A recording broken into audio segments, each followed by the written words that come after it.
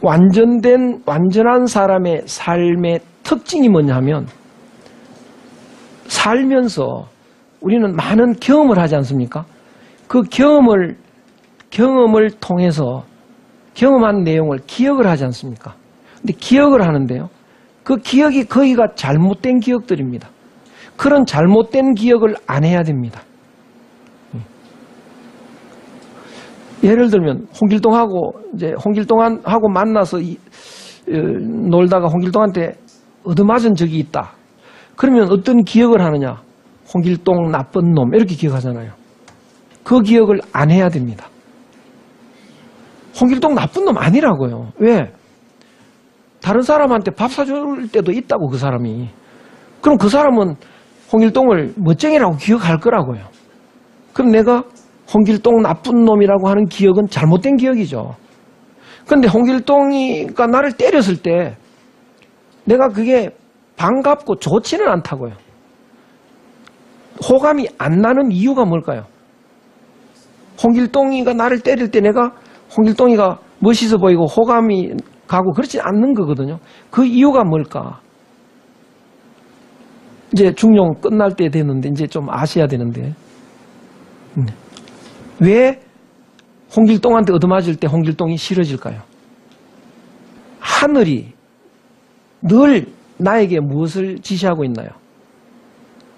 세 마디로 말하면요, 살아라, 그거잖아요. 그렇죠? 두들겨 패는 홍길동 옆에 있으면 내가 죽잖아요. 그러니까 미운 감정을 하늘이 주는 겁니다.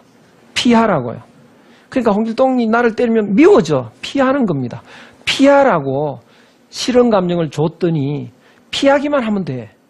그런데 그때 그 싫은 감정을요, 나쁜 놈이라고 기억하면 그게 잘못된 기억이 됩니다. 그러면 나쁜 놈이라고 기억하면 보기 싫잖아요. 만나기 싫지 않습니까? 근데 어디 산속에 추운데 조난을 당해서 좀 얼어 죽겠는데 홍길동이 지나가. 살려 이러다가 딱 홍길동이잖아요. 아이, 기분 나쁜 놈. 얼어 죽는 거라고요. 그렇죠? 그때는 홍길동이 나를 살려줄 사람인가요? 모른 체 할 사람인가요? 살려준다고요. 나를 때릴 땐 또 때렸다가 그때는 너 왜 그래? 살려준다고요. 길동아, 사람 살려줘 이러면 살려주는 건데 잘못된 기억 때문에 외면했다가 다치는 거라고요. 그러니까 그 잘못된 기억을 안 하는 거, 이것이 앞으로 우리가 해야 될 방식입니다. 늘 경험을 하는데, 하루 종일 경험을 하는데 그때마다 기억을 하는데요. 그런데 그 모든 기억들을 우리는 잘못하고 있다고요. 그런 잘못된 기억을 안 하는 노력을 해야 됩니다. 그 맹자에 나오는 이야기인데요. 그건 한 말씀 드렸나 모르겠다. 순임금이 그 자기 동생이 죽이려고 했는데도 나쁜 놈이라는 기억을 안 했습니다. 그러다 보면 그걸 우리가 기억하고 보면, 그걸 알고 나면 웬만한 사람들 나를 괴롭혀도 나쁘다는 기억은 안 해야 됩니다. 그게 착각이니까요. 잘못된 기억이니까. 근데 왜 그런 기억을 하느냐 하면 싫은 감정 때문이라고요.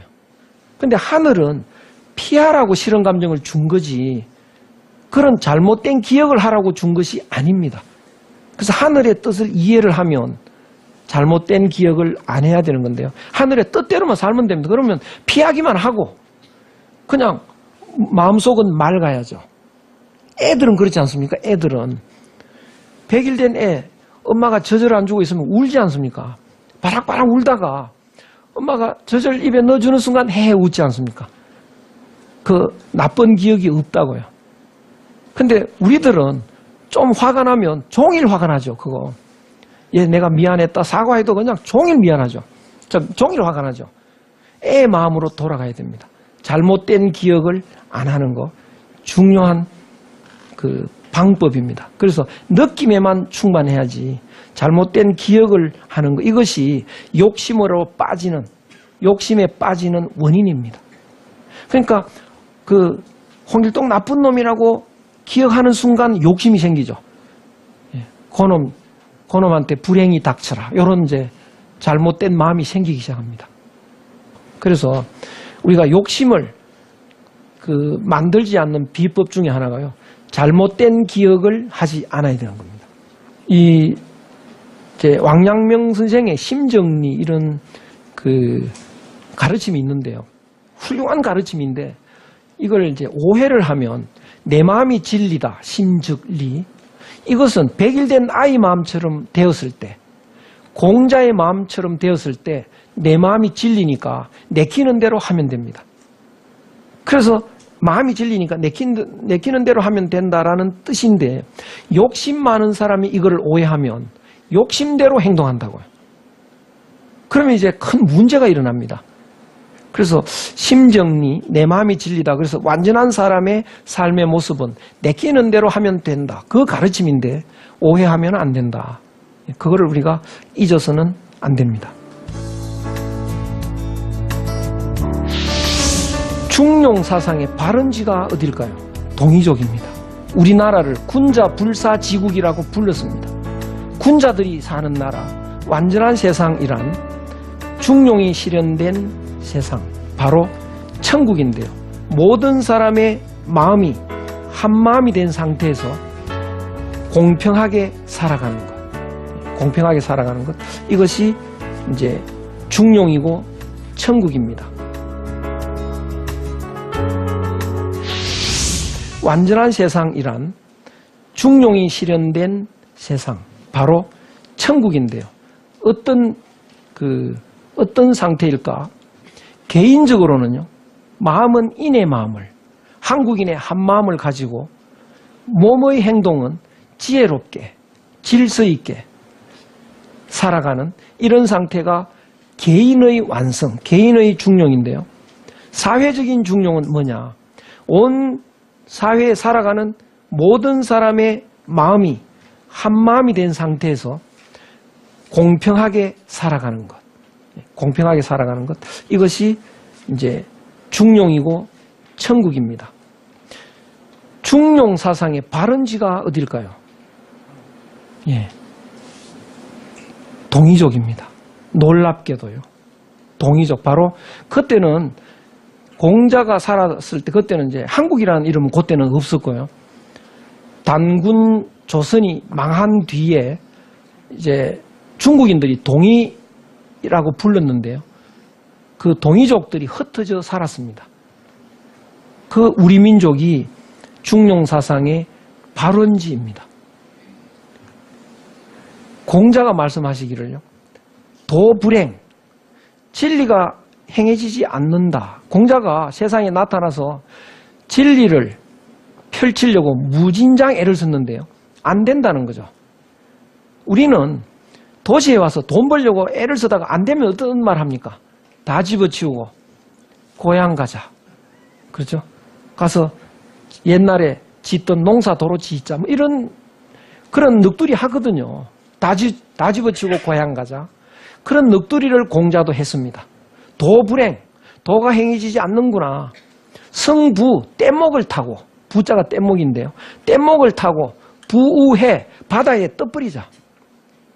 그러니까 공자가 산동 사람인데 산동 반도에서 뗏목 타면 어디로 가버립니까? 한국 땅 아닙니까? 그렇죠? 잘못 가면 저 연영성으로 가겠지만 거기도 옛날은 동이족이 살았었고요. 뗏목 타면 한국에 오는 겁니다.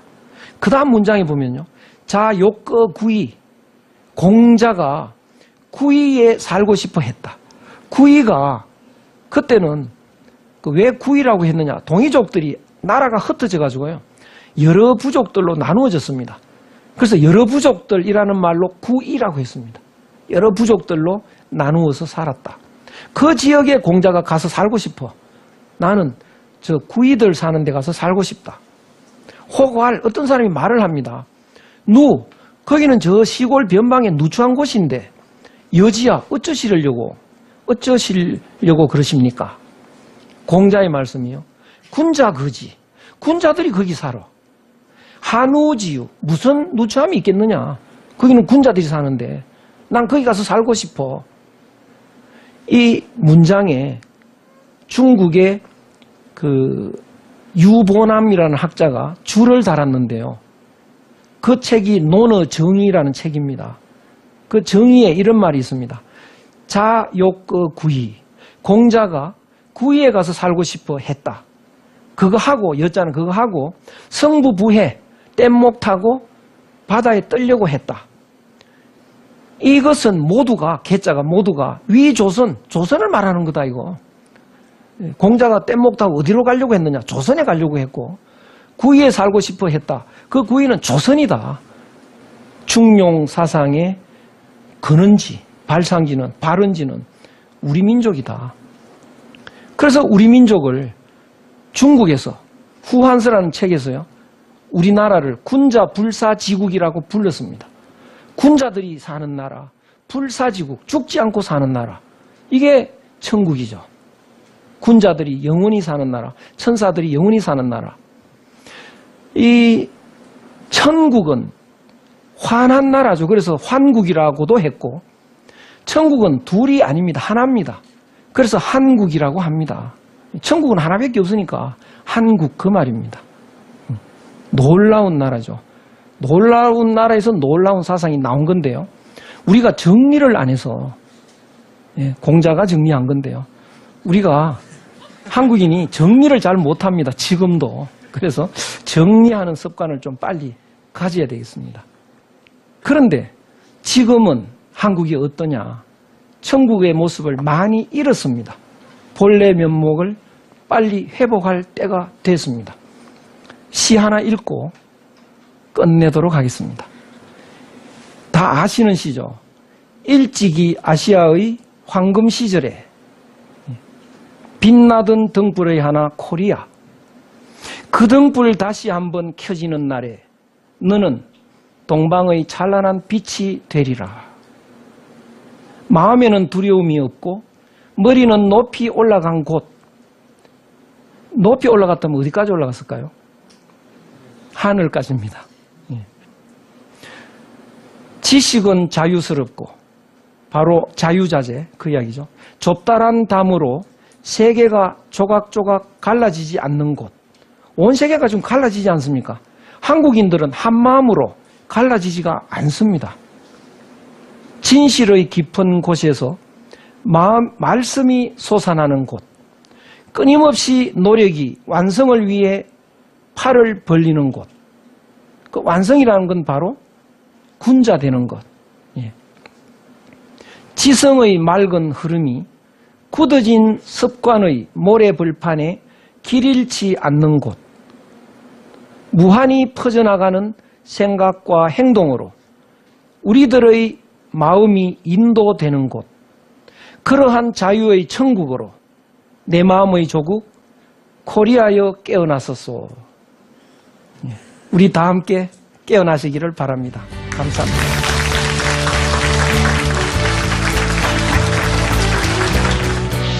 중용이라는 책 제일 첫 번째 그 문장이 천명지위성, 하늘의 말씀이 내 마음속에 있다. 우리는 그 하늘의 말씀이 하늘의 마음에서 나오는 거죠. 하늘의 말씀대로, 하늘의 마음대로 살면 하늘입니다. 하늘 마음으로 사는 전제 조건은 뭐냐? 길 닦는 거죠. 길수리. 그것을 수도라고 합니다. 수도, 길 닦는 것을 일컬어 교육이라고 합니다. 학문의 목표는 뭔가? 나의 행복 찾기. 내 속에 있는 진리를 찾아서 행복해져야 됩니다. 성인이 되는 것은 어떤 거냐? 우리의 마음이 본래의 마음으로 돌아가는 겁니다. 마음의 본래 모습을 회복해야 하는 것. 이것이 오늘날 제일 근본적이고 가장 먼저 해야 될 숙제입니다. 우리는 크게 봐서 모두 하나다. 사랑을 통해서 한마음이 되면 다른 사람과도 한마음이 됩니다. 모든 사람의 마음이 한마음이 된 상태에서 공평하게 살아가는 것. 공평하게 살아가는 것. 이것이 이제 중용이고 천국입니다. 천국이 딴 데 있는 거 아닙니다. 내 마음이 본래 마음으로 돌아오는 순간 천국으로 바뀝니다.